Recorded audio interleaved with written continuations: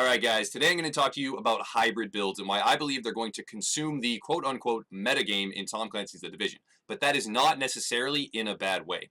What we've had up till this point, and there's a lot of different reasons for this, but up till this point we've had a whole bunch of different metagame, iterations where there was, for instance, Alpha Bridge, something like Tactician, something like the one-shot shotgun, and it was all centered around one specific gear set and one specific playstyle. Now in 1.6 we are seeing a shift. What we've got is a hybrid composition that excels in a lot of different areas of play, and within that hybrid composition, as you can see, there's a whole bunch of different builds that you can run. No longer are gear sets determining exactly what your build is and exactly how you should play, but they're a tool within a composition type to determine what you can counter and what counters you. We're shifting into a much more MMORPG style of game where squad compositions are going to reign supreme. You can run 2 pieces of gear sets, 3 pieces of gear sets, you can run all 4 pieces, and those will individually determine what can counter you and what you can counter, but those are not going to be the sole deciding factor behind how you play or how efficient you are, how effective you are in PvP. A hybrid build will allow you to have more survivability, first and foremost. You'll be able to survive a lot of encounters with enemy DPS builds, with enemy burst damage builds, in a really, really decisive way. You'll also be able to survive something like the one-shot Seeker Mines. When you have an overheal with a lot of these different builds, you'll be able to mitigate that one-shot Seeker Mine burst potential, and you'll live through it, allowing you to then kill the enemy player because they do have weaknesses.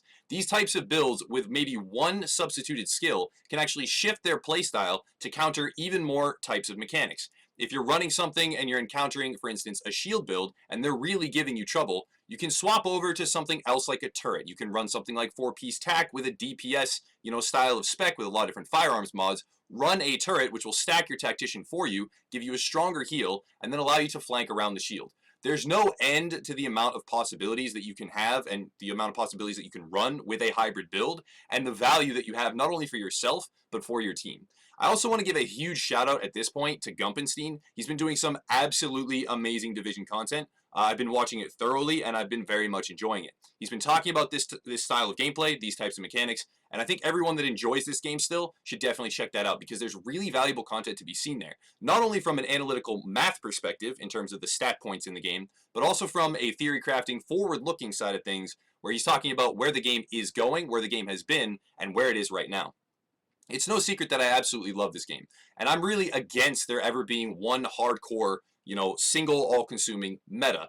That absolutely bothered me in 1.5 with Alpha Bridge, and now, while I do say that hybrid builds, plural, are going to become the meta, I am not against that in any way, shape, or form.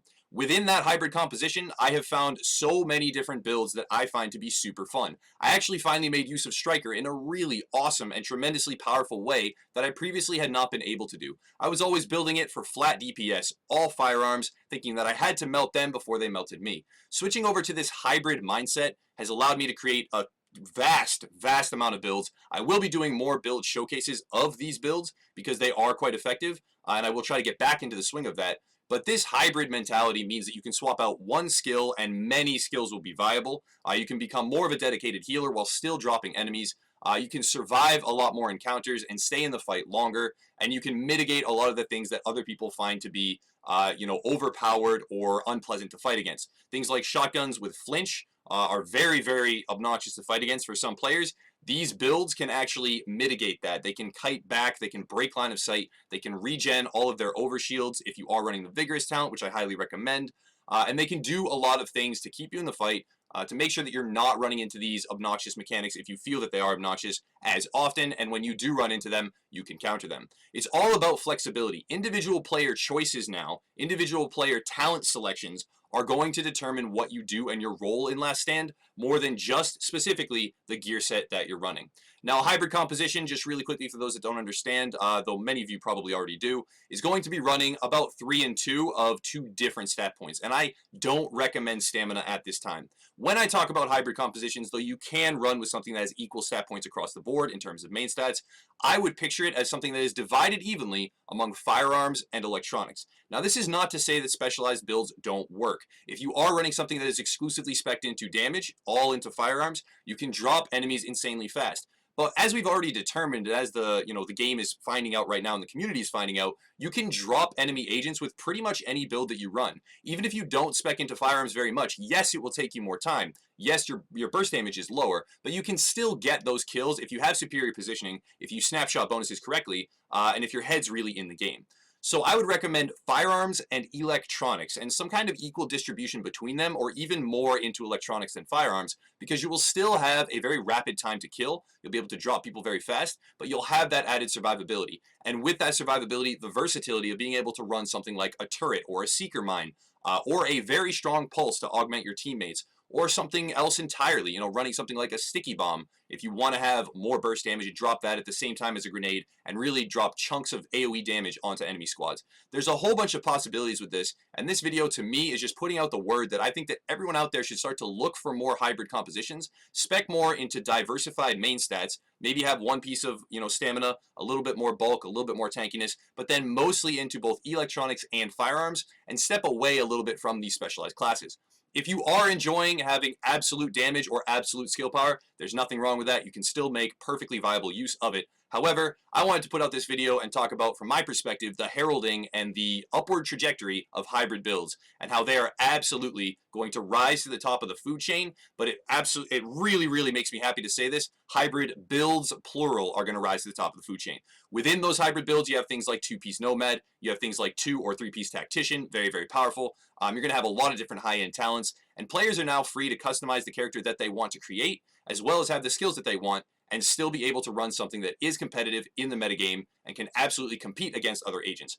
That's a really great thing. Now, it's interesting to know that right now, I'm feeling like the division is at an all-time low in terms of my personal interest level. And that's very, very interesting, considering that the skill-based gameplay is at an all-time high. There's a lot of squads out there that synergize extremely well. They're doing really good things. They have a lot of, mechanics that work well together, and they're dropping enemies, like paper. And it's funny because right now the game is at this all-time high of having skill-based, tactical, strategic, squad-based combat, and that's kind of when I start to lose interest. So maybe, to be quite frank, I might be not as good as I previously thought at this game. I need to up my game when it comes to squad compositions. I need to up my game when it comes to synergizing with other agents and players and working effectively with them to accomplish objectives. But the game really does have that underlying element of skill and choice now that it never previously had.